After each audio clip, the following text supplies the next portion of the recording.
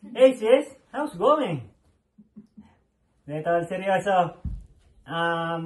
Congrats. And happy akong sobra para sa'yo. No? Kasi natupad na rin yung matagal ko nung pinipray.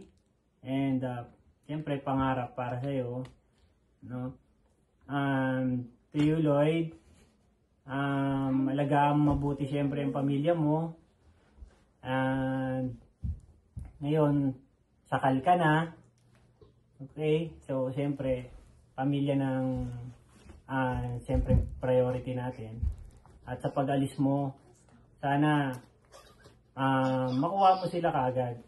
So, para maging happy lalo kayo, magkakasama kayo dahil wala namang masihigit na iba sa isang pamilya na kumpleto. Okay? So, yun lang. And na-miss ko na kayo. And I love you. Maan and Lloyd, congratulations sa inyo. Finally, dumating na yung day na pinaka-aantay natin.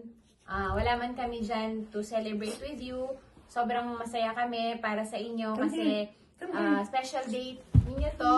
And finally, Mrs. ka na, Maan. Umabot sa deadline.